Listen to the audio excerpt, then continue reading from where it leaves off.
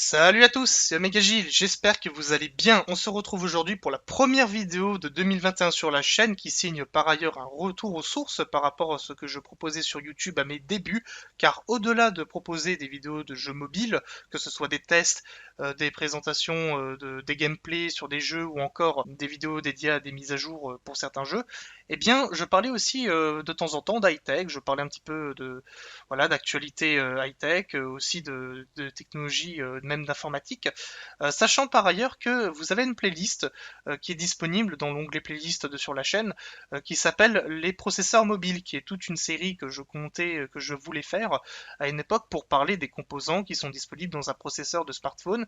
Et d'ailleurs, par ailleurs, je me suis posé la question si c'était pas viable aussi pour tous les composants, tous les supports qui justement utilisent un processeur. Voilà, ce genre de choses, comme un PC, une console, ce genre de trucs.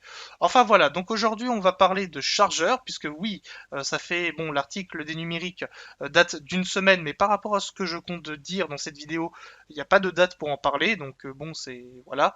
Donc, Samsung décide d'abandonner progressivement ses chargeurs avec ses futurs smartphones. Alors, il faut savoir que, si vous n'êtes pas au courant, bien entendu, qu'Apple a commencé à faire ceci en premier lieu. C'est les premiers à avoir pris une décision de retirer les chargeurs de tous ces iPhones, commercialisés j'entends. Donc du coup, tous les iPhones qui avaient des chargeurs dans leur boîte n'en ont plus désormais. Et ça concerne également les iPhone 12. Donc du coup, bah voilà, vous n'avez plus de chargeur, vous n'avez plus rien. Par contre, c'est moins problématique du côté d'Apple parce que le Lightning, ça fait quand même pas mal de temps que ça existe sur les iPhones. Donc c'est pas la même problématique qu'on peut avoir sur Android par exemple. Ensuite, on a Xiaomi qui se sont invités là-dessus, mais qui ont pris une décision un petit peu différente puisque pour ces Xiaomi Mi 11, il y a effectivement plus de chargeur, mais vous avez la possibilité d'acheter le téléphone avec le chargeur fourni, et bien sûr avec le câble bien entendu. Donc vous avez le choix, on vous laisse le choix, et ça c'est une bonne idée. C'est une bonne idée pour faire la transition pour retirer les chargeurs. Donc pour moi c'est une bonne idée. D'autant plus que vous n'avez pas de surcoût entre les deux versions. Donc c'est plutôt pas mal. Par contre, si vous voulez éviter des arnaques, il est nécessaire d'acheter le smartphone directement sur le site de Xiaomi ou alors dans leur boutique physique, donc dans les Mi Store. Samsung en revanche vont les abandonner de manière progressive et ça commence avec les Galaxy S21 puis les prochains Galaxy Note. Donc je vais vous laisser lire l'article en question des numériques, mais vous aurez le lien dans la description si vous souhaitez consulter tout l'article, puisqu'il y a encore un paragraphe juste en dessous, mais qui ne parle pas de chargeur en l'occurrence, donc c'est pour ça que vous ne le verrez pas dans la vidéo. Et donc du coup, dans la catégorie questions-réponses sur le site de Samsung directement, ils ont dit qu'ils vont progressivement abandonner les blocs de charge qui accompagnent leur modèle. Et ça commence bien sûr avec les S21 et puis plus tard ça viendra sans doute avec les milieux de gamme de cette année. Bien entendu, l'argument est d'ordre écologique, hein, et aussi par le fait que les gens chez eux, ils ont des blocs de charge, donc ça sert à rien d'en fournir davantage, peu importe leur puissance, parce que aujourd'hui un chargeur 15 watts selon Samsung, c'est suffisant pour recharger un Galaxy S21 de manière rapide. Mais le problème, c'est que déjà première chose, la plupart des chargeurs des gens qui ont des téléphones qui traînent dans les placards, ce sont des chargeurs de 5 watts ou 10 watts la plupart du temps, donc des chargeurs de très très faible puissance. Ce qui signifie que des smartphones tels qu'un Galaxy S21, bah, au lieu de le charger en 1 heure, 1 h 30, hein, avec le chargeur 25 watts fourni, enfin fourni entre guillemets, puisque vous devez l'acheter, mais il est compatible avec la recharge 25 watts, et bien au lieu de le recharger en 1 heure, 1 h 30, vous le rechargez en 3 heures. Donc voilà, c'est génial. Vous passez autant de temps à recharger le smartphone qu'à l'utiliser, c'est super. Donc voilà. Et aussi, un autre problème, c'est qu'on ne profite pas des améliorations de la charge rapide, parce que bah, le chargeur n'est tout simplement pas dans la boîte. Et c'est là toute la problématique de cette histoire. Mais il y a aussi un autre problème encore plus grave, parce que le fait de retirer le chargeur, ok, c'est une chose. Le problème, c'est que l'USB-C est omniprésent sur les smartphones depuis 2017. Ça a commencé à se démocratiser sur ces appareils-là en 2016. On commençait à avoir des ordinateurs nos ordinateurs de poche favoris fournis avec un port USB-C, même s'il y avait encore du micro USB à cette époque-là en majorité. Mais voilà, ça a vraiment commencé à s'amorcer en 2017. Et je vous rappelle que 2017, par rapport à 2021, ça fait 3 ans même pas. C'est très très très court, hein, pour tout vous dire. C'est effectivement très long pour la technologie, pour l'high-tech, mais c'est très peu pour les consommateurs, parce qu'il y a énormément de personnes encore, et notamment dans mon entourage, qui n'ont pas de smartphone avec de l'USB-C, hein, notamment moi, hein, en exemple, où je viens d'acheter un OnePlus 8T qui a de l'USB-C, bah, je vous laisse deviner ce que j'avais avant, un Galaxy S7 avec du micro USB.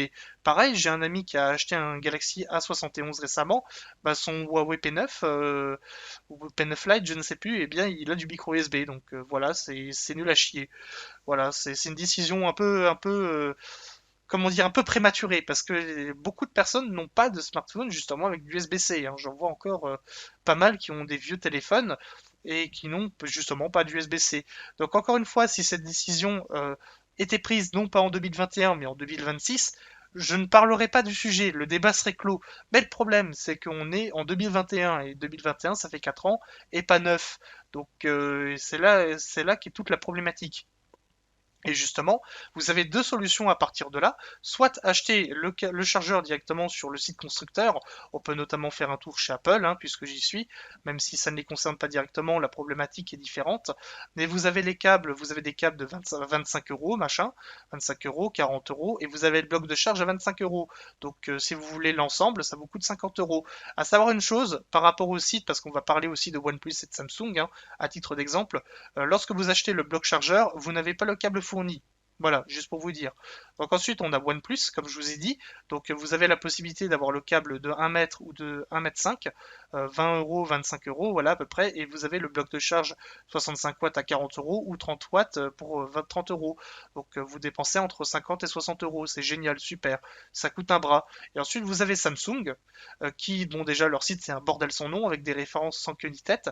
Vous avez l'adaptateur secteur 45 watts du Galaxy Note 10, Note 10 Plus en réduction, mais bizarrement, quand on clique dessus, on va directement sur la page du smartphone en lui-même, donc je ne sais pas s'il est vendu ou pas. Mais par contre, ce qui est sûr, pardon, c'est que le chargeur 25 watts du Galaxy S21, S21 Plus, machin, est vendu, donc 30 euros sans le câble, bien sûr. Et ensuite, vous avez les anciens chargeurs de Samsung, qui, eux, je ne sais pas exactement s'ils sont vendus avec leur câble, mais en tout cas, voilà, ils sont vendus une trentaine d'euros. Et c'est celui-là, c'est un chargeur 10 watts, et celui-là, c'est un chargeur 15 watts. Et c'est en micro USB. Donc après, bien sûr, le câble est détachable, donc vous pouvez mettre de l'USB-C dessus, c'est pas un problème. Mais voilà, c'est extrêmement cher pour ce que c'est. Et ça coûte un bras, comme je l'ai dit. Et donc, bah, il y a la deuxième solution également, c'est celle d'Amazon ou des sites de e-commerce, comme il y a quoi d'autre? Bah, il y a peut-être matériel.net qui vendent des câbles, LDLC aussi. Et donc voilà, quand vous faites la recherche directement sur Amazon, vous avez des chargeurs. Déjà, ce que vous pouvez remarquer, c'est qu'il y a des noms chinois comme Joomfin, Luo Atip. Vous descendez plus bas, vous avez du Iwaivon, des trucs comme ça. Alors bien sûr, il y a du Anker et du Oki à côté.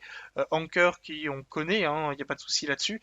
Mais les autres marques, c'est des trucs chinois, tu ne sais pas d'où ça vient, si ça a été fabriqué dans les règles de l'art, donc qu'il n'y a pas de problème de sécurité d'origine électrique, ce genre de trucs. Voilà, tu sais même pas s'ils sont aux normes françaises et pourtant c'est vendu sur Amazon.fr.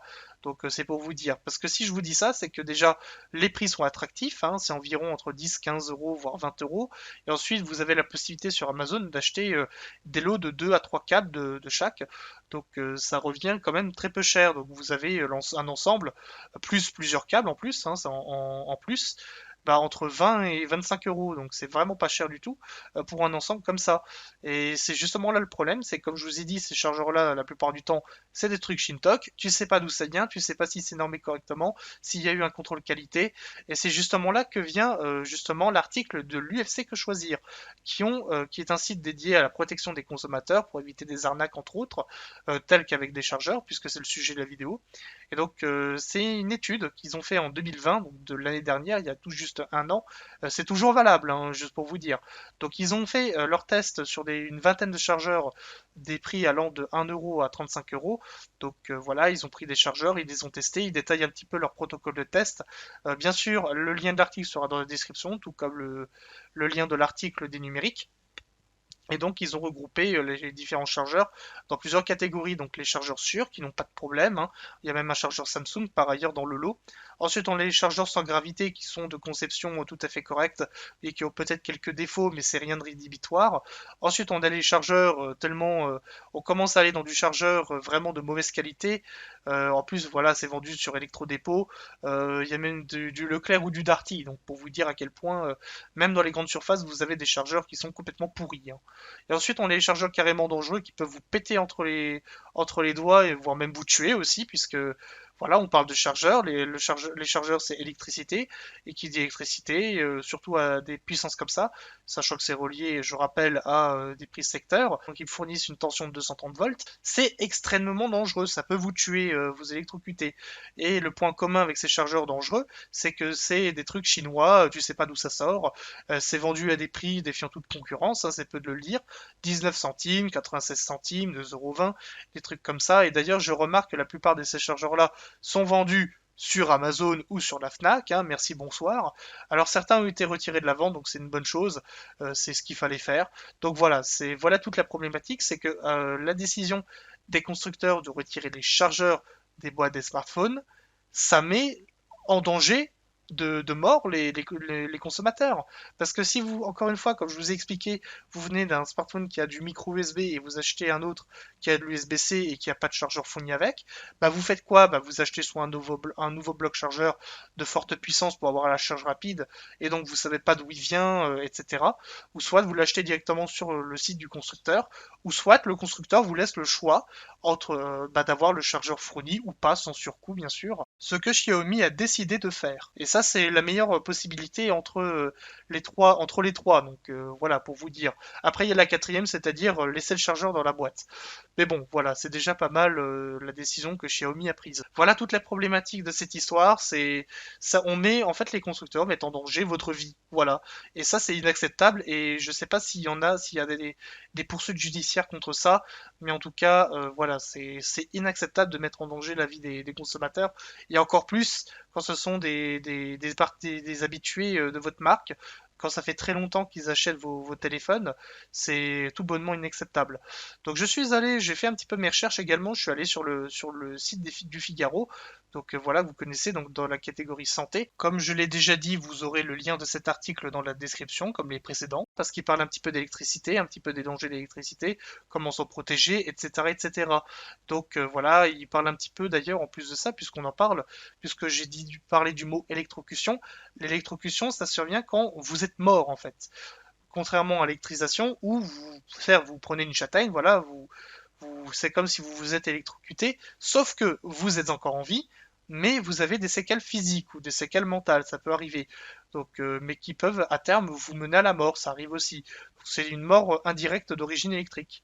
Voilà. Donc sinon, autrement, concernant les chiffres, alors le Figaro ne donne pas exactement les chiffres qu'il faut, mais enfin, il donne un truc, mais c'est pas suffisant.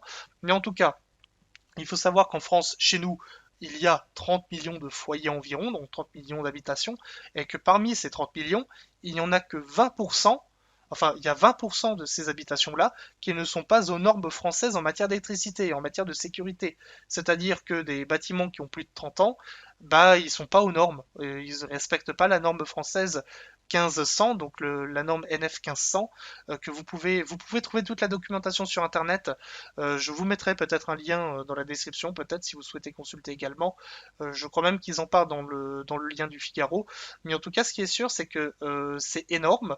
Et juste pour vous dire, quand on parle de non-habilitation électrique, ça peut aussi concerner les prises qui n'ont pas de prise de terre, c'est-à-dire la tige en métal qui est en plus avec les trous que vous avez pour brancher vos câbles ou enfin vos appareils pour les recharger entre autres. Donc voilà, c'est extrêmement dangereux. Et par ailleurs, maintenant aussi, parce que j'ai remarqué ça aussi, c'est que le fait aussi que ça peut ne pas être aux normes, c'est qu'il n'y a pas les deux loquets qui sont présents sur la prise pour justement, il faut forcer pour mettre la prise pour être, pour voilà, parce que en fait, avant que c'était mis en place, les jeunes enfants, voilà, ils prenaient des tiges en métal comme ça et ils les mettaient dans les trous des prises. Et donc du coup, s'ils les reliaient dans les deux trucs, et ben en fait, ils étaient morts les enfants. Par rapport aux incendies de manière annuelle en France, il y en a environ 250 000. Vous en avez au moins 20%, même un peu plus d'ailleurs, qui sont d'origine électrique. Voilà, donc juste pour vous dire un peu où on en est. On est même dans les 35% d'ailleurs. Donc voilà, c'est extrêmement courant des accidents comme ça. Il y en a tous les jours et la plupart peuvent provenir aussi de chargeurs de médiocre qualité aussi. Voilà, donc à quel point on en est là, juste pour une histoire d'argent et de faux arguments écologiques, eh bien on en vient à mettre en danger le consommateur juste pour des conneries, quoi, tout simplement. Et ça me fout en pétard des trucs comme ça, parce que c'est du manque de respect à l'état brut. Voilà, donc à quel point on en vient à des pratiques commerciales juste inacceptable selon moi. Et selon moi, s'il vous plaît, si vous êtes concerné par cette vidéo, ou même pas d'ailleurs, ou vous connaissez quelqu'un qui est dans cette situation, qui a un smartphone qui n'est pas USB-C et qui compte acheter un smartphone qui n'est pas fourni avec un câble au minimum, ou alors juste le bloc, hein, ça suffit largement. Vous pouvez acheter les lots de câbles sur Amazon par exemple, hein, c'est même mieux d'ailleurs. Eh bien, partagez cette vidéo, c'est vraiment extrêmement important. Voilà. Bref, on va s'arrêter pour cette vidéo. Vous avez compris un petit peu la problématique. Donc, encore une fois, partagez cette vidéo s'il vous plaît, c'est extrêmement important. Vraiment, parce que là, ça touche carrément à votre vie carrément, puisque on parle de votre vie, mais on parle aussi de votre habitation, parce que on parle d'incendie aussi, hein, donc c'est pas n'importe quoi non plus.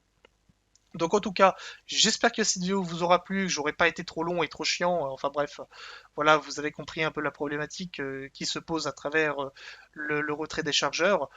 Je vais pas revenir dessus, vous avez compris. Donc en tout cas, j'espère que cette vidéo vous aura plu. Si c'est le cas, pensez à vous abonner à la chaîne, à liker la vidéo et à la partager, bien sûr, comme je l'ai déjà dit. Et si vous voulez me contacter, vous avez vu la banderole en haut de l'écran, vous avez directement la possibilité de me contacter via Discord. Par contre, si vous venez de la chaîne et que vous venez justement me discuter, me parler en MP, mettez un hashtag OmegaGilles, je vous l'affiche, comme ça vous pourrez le mettre directement lorsque vous voulez me parler. Et ensuite vous mettez votre question, voilà, machin, comme ça je sais que vous venez de YouTube, voilà. Comme ça m'évite de vous bloquer parce que je vous connais pas ou des trucs comme ça. On se retrouvera pour une prochaine vidéo qui cette fois-ci sera dédiée aux jeux mobiles. Et en attendant justement cette vidéo, je vous dis salut à tous, portez-vous bien. Allez, tchuss!